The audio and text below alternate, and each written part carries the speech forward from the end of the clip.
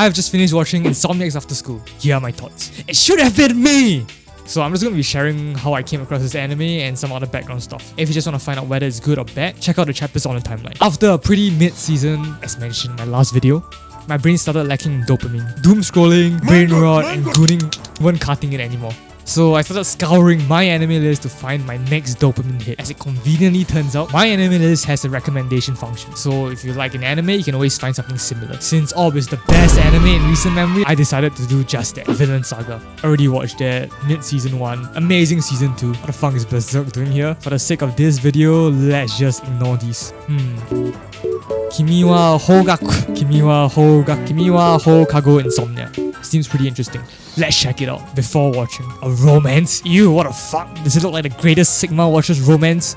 Well, I have a shitload of time, so I'm just gonna keep an open mind, I guess. After watching, screw all the romance coming out this season, Insomniacs is actually one of the best things I've ever watched. It should have been me! Okay, so as the title mentions, this show is basically a high school anime. Both the male and female protag can't seem to get sleep for reasons that will be covered later on in the show. Their relationship begins when they bump into each other at an abandoned astronomy room. Okay, a few side notes before I start the review proper. First up, I'm a romance hater, okay? Blue box, cringe, fake, and gay. 0 out of 10. A sign of affection? This shit makes 0 sense. 0 out of 10. My dress up darling? Mid-story saved by huge tits. 5 out of 10. So yeah, when I say good stuff about this show, I'm 100% serious and I swear I'm not glazing, okay? Secondly, this review will contain slight spoilers, but I'll try to reduce it as much as possible. If you want to know the complete spoiler-free verdict, just skip to the end. And lastly, this will be my longest review yet, so yeah, buckle up boys. Without further ado, let's just dive straight in. Starting off, we have the pros, and boy is there a shit ton of pros. First up, we have the characters. So we have the male MC, let's just call him Chad, and the female MC, which I'm gonna call Nanahoshi. Chaddy boy here is basically an edgelord as he can't sleep, and you know what they say, a sleepy man is an angry man. Since he's an edgelord, bro only has one friend. Anyway, throughout the course of this show, we really get to see him change and develop for the better due to his relationship with Nanahoshi. As for Nanahoshi, she's this really cheerful girl, and at first glance you'll think she's perfectly fine, but nah, she has the same issue as Chaddy boy here. It's just that she's able to cope better at a glance. In general, the both of their characters are done really well. They are built up in a realistic and natural manner, which makes the whole show just feel really authentic. No, that's a really bold statement to make. Please back up your claim, Rudy. Basically, this show leads you on throughout the course of the seasons, slowly revealing more sides of their personality, episode by episode. Both of the characters feel like a giant puzzle piece. Okay, maybe not giant, it's probably like a 13-piece puzzle. Get my joke? It's cause there are 13 episodes, baby! What an amazing joke.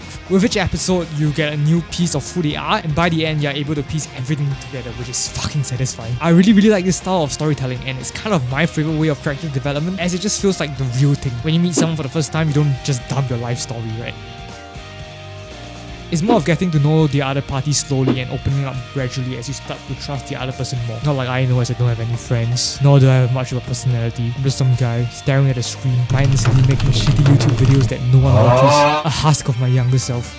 Oh shit, what am I saying? My mind went on autopilot. It's not like in the usual battle shonens where they drop a flashback like one episode in, and I'm like, what the fuck is this bitch? And why should I care? However, as mentioned previously, this show takes its time to slowly reveal character details, so when the flashbacks start to drop, it hits hard, as it's deep enough in the season for me to actually give a shit. Because of the good timing, the whole flashback thing and character development thing just hits a lot harder. Now let's talk about the supporting cast. Everyone just clicks. The chemistry between the main and side cast is just on cue, on point. Okay, check this. The side characters are not just NPCs. They have a thing called personality. Wow! The side cast in this show feel like actual people, not tropey characters that exist for the sake of existing. The insanely good chemistry between side and main cast flashes out both themselves and the main duo in a really authentic manner, adding that realism and comedy gold in a way that just works. I don't want to spoil this show, so I'll avoid saying too much, but trust me when I say this, you will get what I'm saying once you watch the anime, okay? Just say that you don't know how to elaborate, little bro. Anyway, point is, the side cast did a stellar job and made the show much more memorable, all while pushing the main cast forward. Okay, amazing main cast, check. Amazing supporting cast, check.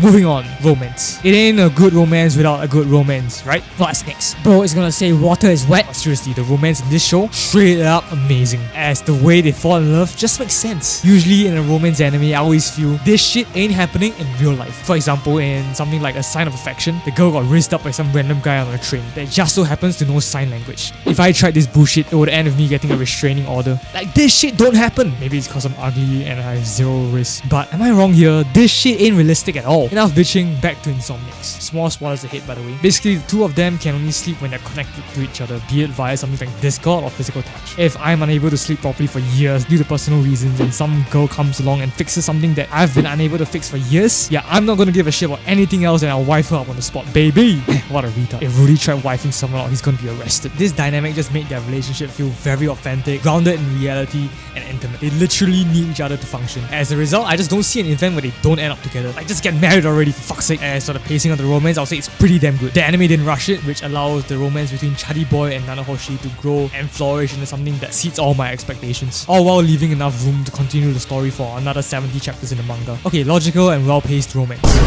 On to the next one. By this point, the anime already nailed the two most important factors in a romance anime: characters and romance. At this point in the video, I hope I have you sold that the characters are amazing. The romance is perfect. Just go watch the damn thing already. So if that's what you're here for, you can click off now. But I just want to take this a step further and talk about the remaining factors which made this anime perfect. Let's talk visuals. The animation in this show is not only good looking, it's also insanely detailed. Everything in this show looks so polished and smooth, and it's just straight up video chocolate, which made it a feast for the eyes. It was kind of hard for me to transition to the manga after the anime, as the animations were just that good. In the manga, I didn't get the same dopamine hits due to the lack of visual stimulation. Just say that you're an iPad kid, bro. The animation is also insanely detailed. For example, in one character's house, they included a year-by-year height marking, which I found to be really neat. They also included 10 lines. Yes, 10 lines. But it's ogling underage girls. For free, visually appealing and detailed animation. Moving on. Lastly, we have the comedy. As stated earlier, the chemistry between the main and supporting cast is really good, and this just resulted in very natural comedy sections that flows really well with the rest of the story. In some slice of live shows, the comedy comes off to me as forced for the sake of character development or something. Like in My Dress Up Darling, the comedy is just straight up fan service. Tits. I mean, I'm not complaining. In every single episode of Insomniacs After School, there's always some fun to be had, which honestly made this show even more enjoyable to watch, elevating this show to the next level. So what's the catch? You have been glazing for like 10 minutes already. Surely this anime isn't perfect, right?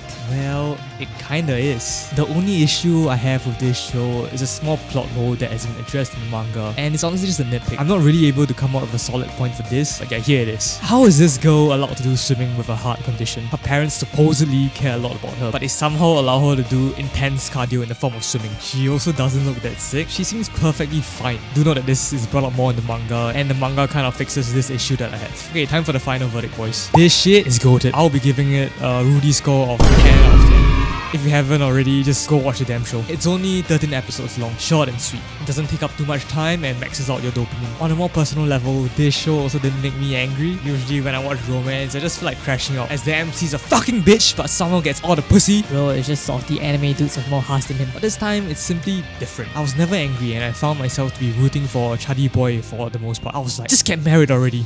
Fun fact, in my 20 odd years of living, I've never heard a single female say this to me. Okay, that's all for today. Thanks for watching this far, and I hope to see you true Rudy Patriots in the next one. Unlike Chuddy Boy here, who needs Nanahoshi to sleep, your boy, the Sigma Wolf Rudy, needs my sub count to go up in order to sleep. So please sub and like if you haven't already.